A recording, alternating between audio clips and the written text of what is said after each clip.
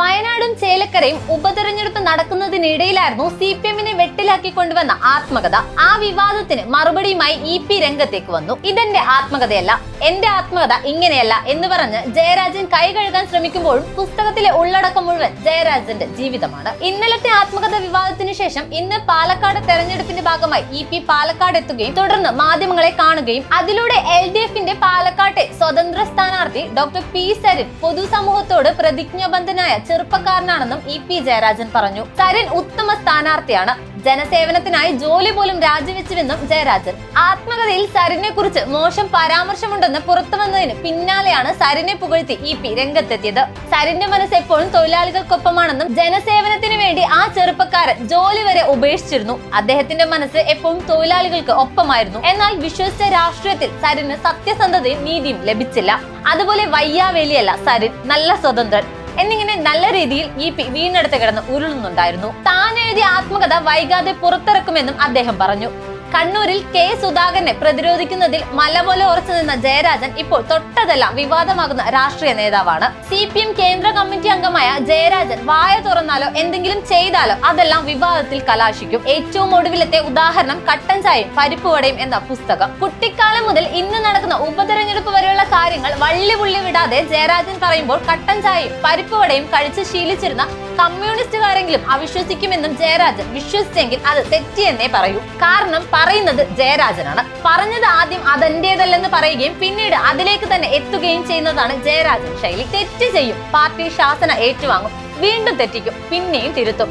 അങ്ങനെ ചെയ്തും തിരുത്തിയും വളർന്നു വന്നതാണ് ജയരാജൻ ശൈലി എന്ന് പറയാം. കോടിയേരി ബാലകൃഷ്ണന് പിന്നാലെ താനായിരിക്കും CPM സംസ്ഥാന സെക്രട്ടറി ആവുക എന്നൊരു മോഹം EP-ക്കുണ്ടായിരുന്നു. 1980 DYFI രൂപം കൊണ്ടപ്പോ പ്രഥമ അഖിലേന്ത്യാ പ്രസിഡന്റ് ആയിരുന്നു EP.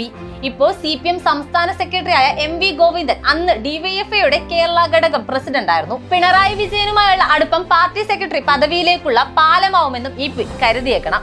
ജീവിതത്തിന്റെ ഓരോ ഘട്ടത്തിലും ചവിട്ടിത്താഴ്ത്താൻ ശ്രമിച്ചവരുണ്ടെന്നും തന്നെ കുറിച്ച് ശത്രുക്കൾ പൊതുസമൂഹത്തിൽ തീർത്തിട്ടുള്ള വ്യാജ പ്രതിച്ഛായ പൊളിച്ചെഴുതുന്നതിനുള്ള ശ്രമമാണ് ഈ ജീവിതരേഖയെന്നും പുസ്തകത്തിലുണ്ട്. ഇത്തരം കാര്യങ്ങൾ ഓരോന്നും വർഷങ്ങളായി മനസ്സിൽ കിടന്ന് തിളച്ചു മറയുകയാണ്. അതെല്ലാം രേഖപ്പെടുത്താതെ പോകുന്നത് എന്റെ മനസാക്ഷിയോട് ചെയ്യുന്ന അനീതിയാകുമെന്നതിനാലാണ് ഇങ്ങനെ ഒരു ഉദ്യമത്തിന് തുനിയുന്നത്. ഉപതെരഞ്ഞെടുപ്പിന് മുൻപ് പ്രസിദ്ധീകരിക്കാൻ ഉദ്ദേശമുണ്ടായിരുന്നില്ലെന്നും അവസാന താളുകളിൽ പറയുന്നുണ്ട്. സംസ്ഥാനത്ത് 3 ഉപതെരഞ്ഞെടുപ്പുകൾ നടക്കുന്നതിന്റെ അന്തിമഘട്ടത്തിലെത്തി നിൽക്കുമ്പോഴാണ് ഇത് കുറിക്കുന്നത്. വോട്ടെടുപ്പിന് മുൻപ് ഇത് പ്രസിദ്ധീകരിക്കുകയാണെങ്കിൽ അത് വിവാദമായേക്കാം. ഏതായാലും അത് കഴിഞ്ഞാകും എന്നുള്ളത് കൊണ്ട് തുറന്നു പറയാമല്ലോ. പക്ഷേ CPM-നെ കുരുക്കിലാക്കി സംഗതി ബുധനാഴ്ച തന്നെ പുറത്തു വന്നു. EP ജയരാജന്റേതെന്ന പേരിൽ പുറത്തു വന്ന ആത്മകഥയിൽ ദുഃഖിതനും ഖിന്നനുമായ ഒരാളുടെ ചിത്രമാണ് തെളിയുന്നത്.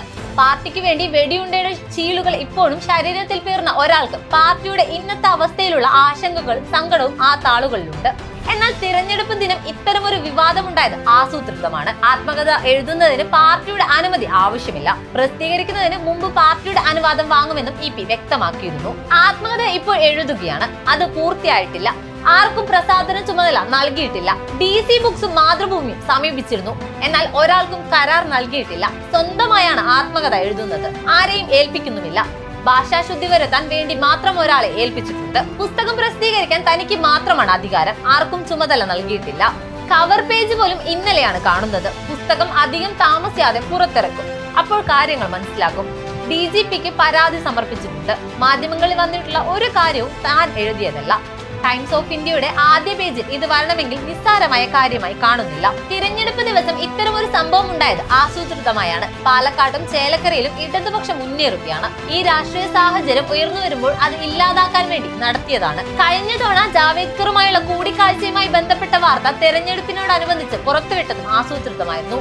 DC ബുക്സുമായി യാതൊരു കരാറുമില്ല. ഇതുവരെ എഴുതിയതിൽ തെറ്റുതിരുത്താൻ പോലും ഇതുവരെ സാധിച്ചിട്ടുമില്ല. മാധ്യമങ്ങൾ വഴിയാണ് ഇത് താൻ അറിയുന്നത്. അപ്പോൾ തന്നെ DC ബുക്സുമായി ബന്ധപ്പെട്ടിരുന്നു. എങ്ങനെയാണ് ഇത് സംഭവിച്ചതെന്ന് അവരോട് ചോദിച്ചിരുന്നു. എന്നാൽ അവർ കൃത്യമായി മറുപടി തന്നിട്ടില്ല. ഭാഷാശുദ്ധി വരുത്തുന്നതിന് നൽകിയ ആളുടെ അടുത്ത് ഇക്കാര്യം പരിശോധിക്കാൻ പറഞ്ഞിട്ടുണ്ടെന്നും അദ്ദേഹം കൂട്ടിച്ചേർത്തു. 2022 ജൂൺ 13 ഇൻഡിഗോ വിമാനത്തിൽ മുഖ്യമന്ത്രി പിണറായി വിജയനെതിരെ പ്രതിഷേധിച്ച യൂത്ത് കോൺഗ്രസ് പ്രവർത്തകരെ കായികമായി EP നേരിട്ടത് മറക്കാനാവില്ല. ഈ സംഭവം നടന്ന് 2 മാസങ്ങൾ കഴിഞ്ഞപ്പോഴാണ് പാർട്ടി MV ഗോവിന്ദനെ സംസ്ഥാന സെക്രട്ടറിയായി തെരഞ്ഞെടുത്തത്. താൻ CPM സംസ്ഥാന സെക്രട്ടേറിയറ്റിലേക്ക് പോയ ഒഴിവിലാണ് MV ഗോവിന്ദൻ കണ്ണൂർ ജില്ലാ സെക്രട്ടറി ആയതെന്നും ആത്മകഥയിലുണ്ട്. തന്നെ അവഗണിച്ച് MV ഗോവിന്ദനെ സംസ്ഥാന സെക്രട്ടറി ആക്കിയത് EP-യുടെ മനസ്സിൽ മുറിവുണ്ടാക്കിയിട്ടുണ്ടെന്നും ചുരുക്കം.